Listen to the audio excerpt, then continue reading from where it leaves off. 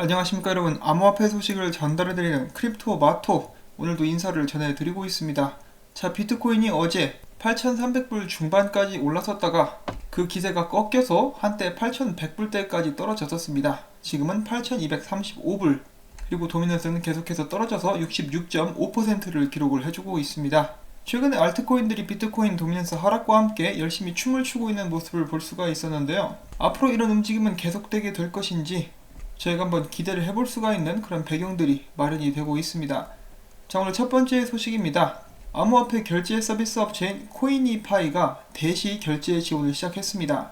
이로써 대시는 70여 개국에 소재한 코인이파이 가맹점에서 결제 옵션 및 코인이파이 카드에 대시를 연동시켜서 사용할 수 있는 암호화폐들 중에 하나가 되었습니다.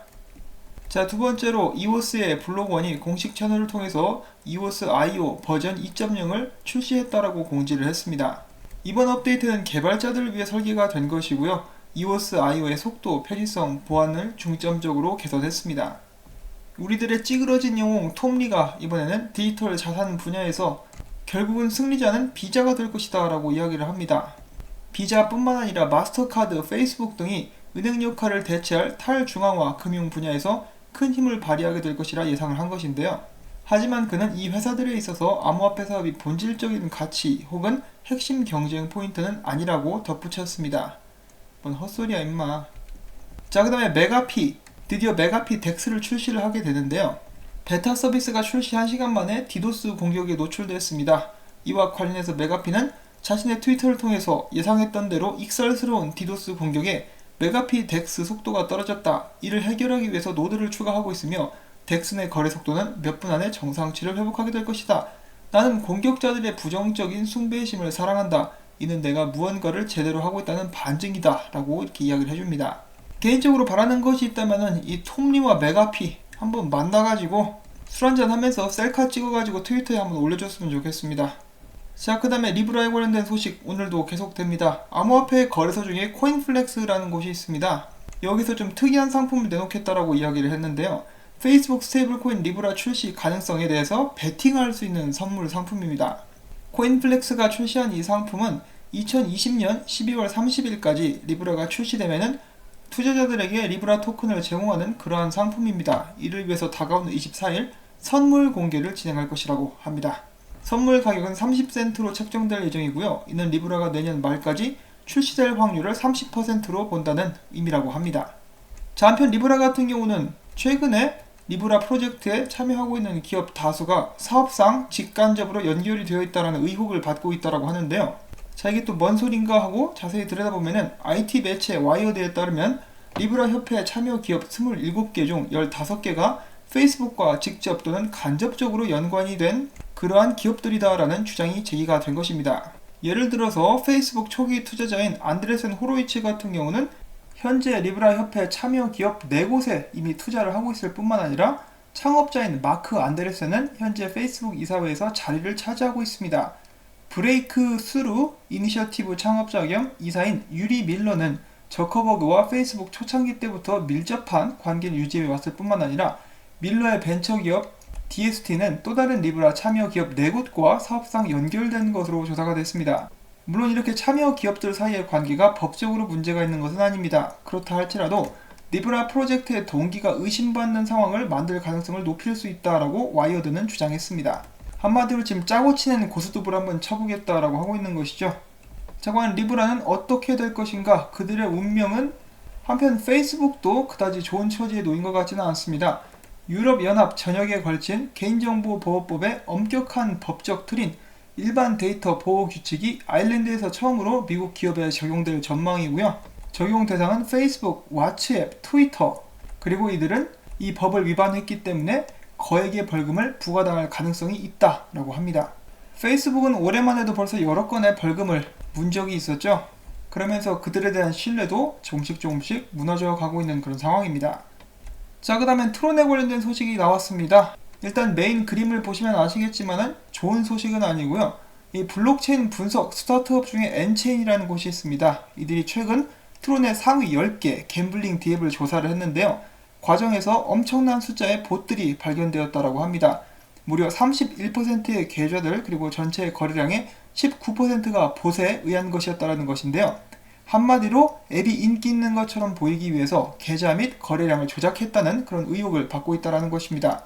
그런데 사실 이런 봇들 같은 경우는 트론뿐만 아니라 이오스나 다른 블록체인 프로젝트들에서도 종종 발견된다라고 이야기를 하고 있습니다. 암호화폐 유튜브 채널 데이터대시의 니콜라스 멀튼이 강력한 사용 사례와 채택 사례를 앞세운 알트코인들이 비트코인의 시장 점유율을 잠식하기 시작했다. 이더리움과 XRP의 주도하에 새로운 알트코인 상승 주기가 시작됐다라고 진단을 했다라고 합니다. 그리고 많은 사람들의 기대를 저버리지 않고 많은 알트코인들이 미친듯이 달리고 있는데요.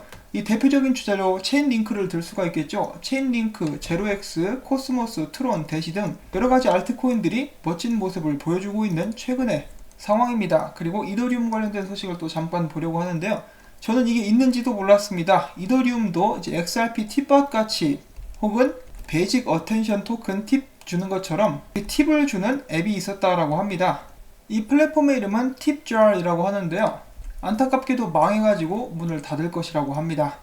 그럼에도 불구하고 이더리움은 지금 현재 저항선을 뚫느냐 아니면 저항선을 맞고 떨어지느냐 하는 그 경계에 달해 있다라고 하는데요. 지금 현재 저항선은 190달러 선입니다.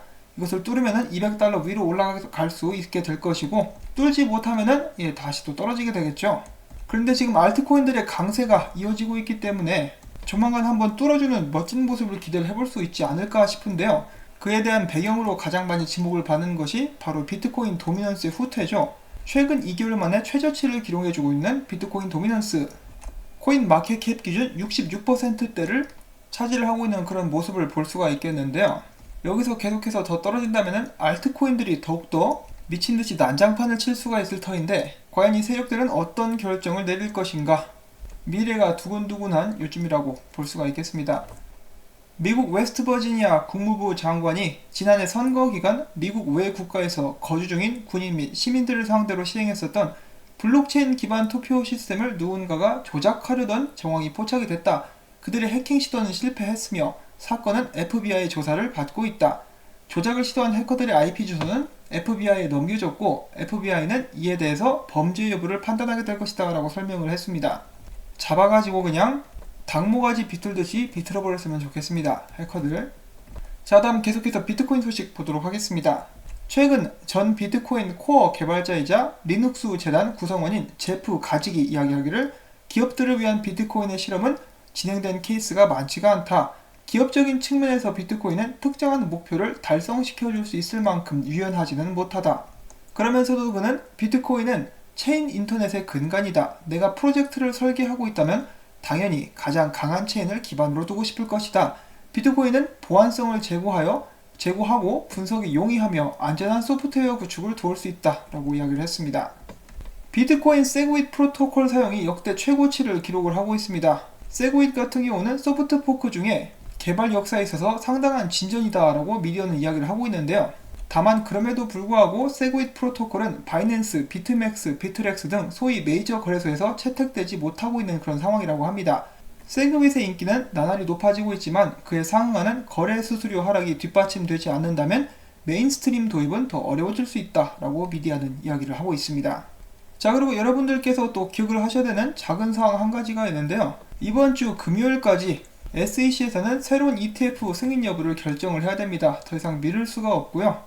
거절하거나 승인하거나 둘 중에 하나인데 이 ETF 같은 경우는 암호화폐 전문 투자기관인 비트와이즈가 신청한 것으로서 기한은 13일입니다. 일요일이라고 볼 수가 있겠는데 아무래도 그 전에 발표할 가능성이 높아 보이고요. 사실 이거 기대하시는 분들은 많이 안 계시죠?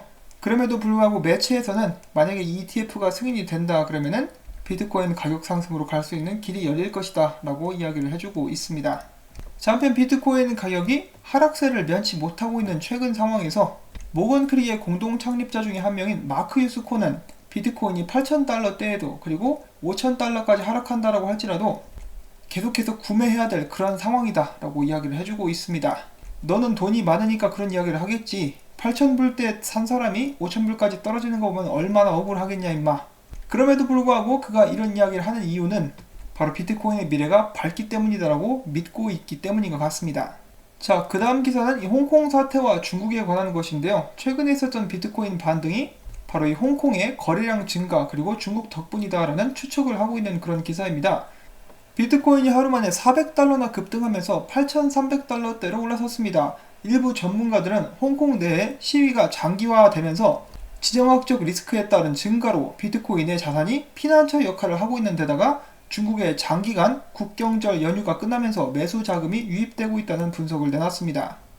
홍콩에서 민주화 시위가 4개월째 이어지는 사이 이번 주 홍콩 내 비트코인 거래 금액은 암호화폐 데이터 플랫폼 코인댄스 기준 160만 달러 가까이 뛴 156만 달러로 집계가 되었습니다. 홍콩 비트코인 거래량 사상 최고 수준이고요. 마티 그린스펀 같은 경우는 이렇게 이야기를 합니다. 홍콩의 비트코인 거래량이 최고치를 기록했다.